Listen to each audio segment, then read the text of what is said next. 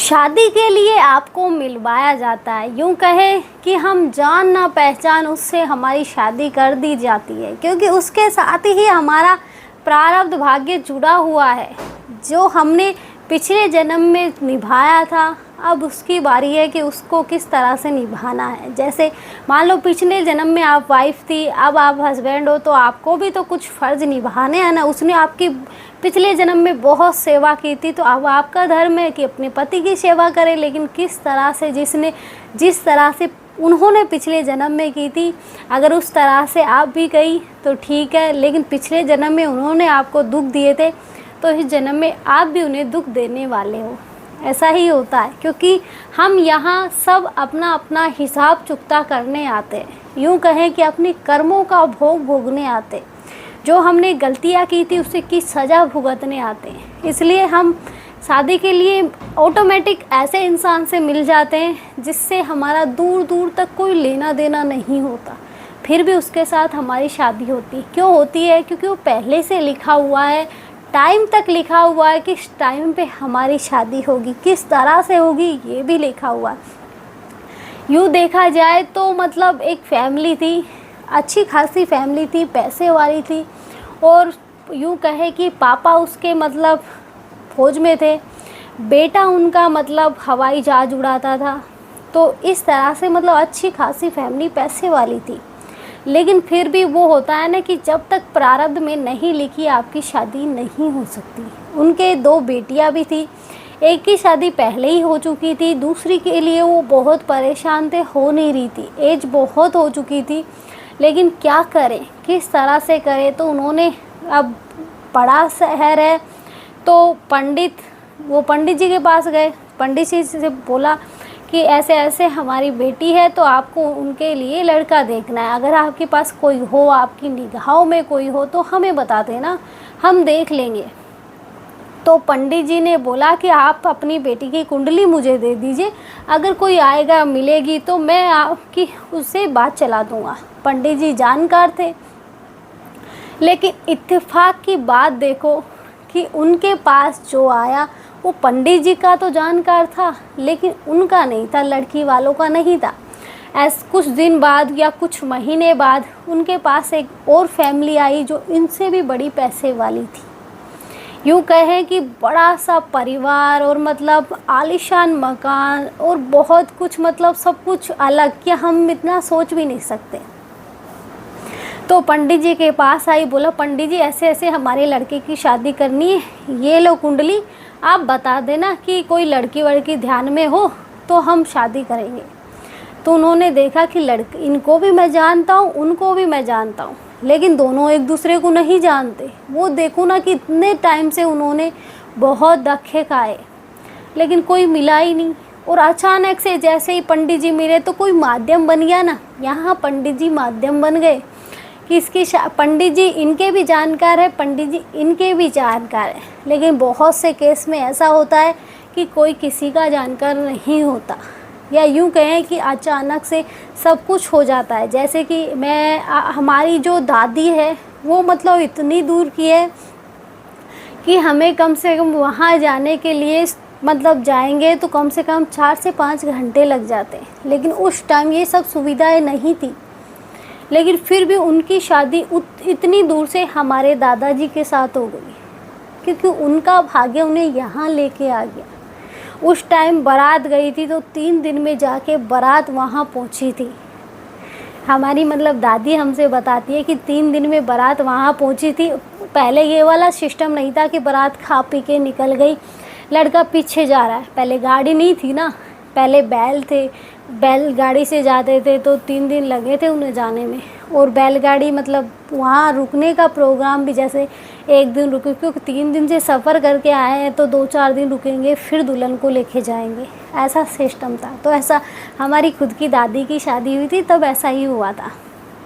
और फिर दुल्हन साथ में ही जाती है, ऐसा नहीं पीछे से आएगी, साथ में ही जाएगी, क्योंकि इतना लंबा रास्ता है। अकेले दूल्हा दुल्हन मतलब कोई कुछ मान लो गहने वहने पहने गहने ज़्यादा पहनते थे, लुटेरे भी थे, तो कहीं कोई कुछ ना कर दे इसलिए साथ ले जाते थे, वो छोड़ते नहीं थे। तो यूँ कहें कि पहले का सिस्टम भी इतना था कि इतनी दूर से इतनी दूर शादी हो जाती थी, तो आज तो गाड़ी घोड़े सब चल रहे हैं।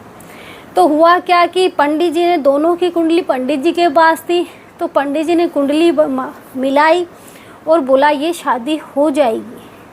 तो इन्होंने लड़की वालों को फ़ोन किया कि ऐसे ऐसे एक लड़के वाले हैं, आप कहो तो मैं आपकी बात चला दूं। उन्होंने बोला ठीक है, आप हमारे घर भेज दीजिए उन्हें, हम बात कर लेंगे, आप भी साथ में आ जाना। अब लड़के वालों को मिस्टेक हो गई। मिस्टेक यूँ ही कि लड़के वालों को ये लगा कि आज ही हम सब कुछ करके आएंगे। वो तो शादी फिक्स करके सोच के 2-3 गाड़ी भर के आराम से कम उनने सोचा 2-4 लोग आएंगे, 2-4 लोगों के लिए नाश्ता बनाना है, और आ गए 20-25 लोग। अब वो भी दंग रह गए, ये क्या, ओनली देखने के लिए इतने लोग कौन आता है। तो सब देख देख के चौंक रहे थे कि ये क्या हुआ, लेकिन फिर भी किस तरह से मैनेज किया गया। बाद में हुआ क्या कि बातें तो फिक्स हो गई, तो उन्होंने बोला कि चलो सगाई करते हैं। उन्होंने ये बोला सीधा कि चलो सगाई करते हैं, हम तो सगाई की सोच के ही आए थे कि आज ही सगाई करेंगे।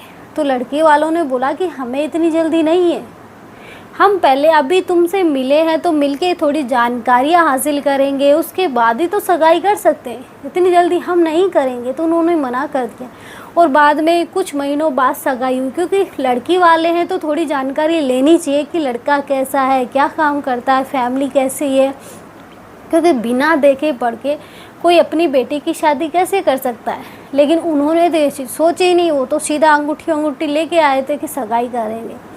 लेकिन बाद में चीज़ें उन्होंने मना की, तो बाद में कुछ टाइम बाद उनकी शादी हो गई। उस तरीके से हुई कि मिलते नहीं मिलवा दिए जाते, क्योंकि कोई किसी को नहीं जानता, फिर भी पंडित जी माध्यम बन गए, वो दोनों मिल गए।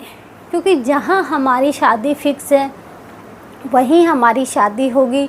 अगर हमारा लव मैरिज है तो अरेंज नहीं चलेगा, अरेंज है तो लव नहीं चलेगा। क्योंकि बहुत सी बार होता क्या है कि हम जिससे प्यार करते हैं ना, उससे हम उस टाइम शादी से पहले तो हम अच्छे से मतलब एक दूसरे से हंसी खुशी बात करते हैं, एक दूसरे के लिए मर मिटने को तैयार होते हैं। लेकिन जैसे ही शादी होती है तो आपका ग्रह चेंज हो जाता है।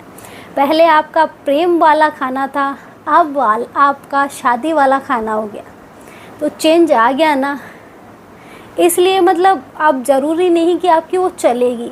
बहुत सी बार ऐसा होता है कि अगर हम जिससे प्यार करते हैं उससे हमारी शादी हम कर लेते हैं, हो जाती है, घर वाले भी मान जाते हैं, लेकिन ज़रूरी नहीं है कि वो चलनी है, नहीं चलती। अधिकतर होता यही है कि पहले प्यार अच्छा कर देते, प्यार ये समझो कि 8-10 साल चल गया, लेकिन जब शादी निभाने की बारी आई तो 1 साल नहीं चली, टूट गई। ऐसे ही होता है, क्योंकि वहाँ हमारा जैसे ही हम फेरे लेते हैं मंगल एक्टिवेट हो जाता है, और मंगल वो शादी के वाले उसमें अग्नि के फेरे लेने के लिए मंगल देव को एक्टिवेट किया जाता है, और इसके बाद हमारा ग्रह चेंज हो जाता है। या यूँ कहें कि हम जहाँ प्रेम वाले ग्रह में थे अब हम शादी वाले में आ गए, तो चेंज तो 100% आएगा ही आएगा। बहुत सी बार ऐसा होता है कि अरेंज मैरिज में भी लव हो जाता है, और बहुत सी बार लव में भी अरेंज जैसे हालात भी नहीं रहते, बस बिल्कुल ख़राब हो जाता है। यूँ कहें कि धोबी का कुत्ता घर का न घाट का, बीच में ही लटक गया। ऐसे होता है। ये मत सोचो कि तुम जिससे प्यार करते हो उससे शादी नहीं हुई तो तुम्हारा क्या होगा, अगर उससे लिखी नहीं है तो तुम्हारी कैसे हो जाएगी। इसलिए निष्फ़िक्र रहो कि जो होना है होने दो, होगी तो हो जाएगी। क्योंकि उस माहौल तक या उस टॉपिक तक पहुंचाने के लिए आपको उसी तरह का माहौल मिलेगा कि लव करनी है आपको, मतलब कोर्ट मैरिज करनी है, अकेले जाके करनी है, तो उसमें भी आपको कंडीशनें सामने आके खड़ी हो जाएंगी, ना चाहते भी आपको चीज़ें करनी पड़ेंगी। इसलिए जो होता है अच्छे के लिए होता है, यही सोचो बस। आज के लिए इतना ही। जय श्री राम। मिलते हैं नेक्स्ट वीडियो में नए टॉपिक के साथ।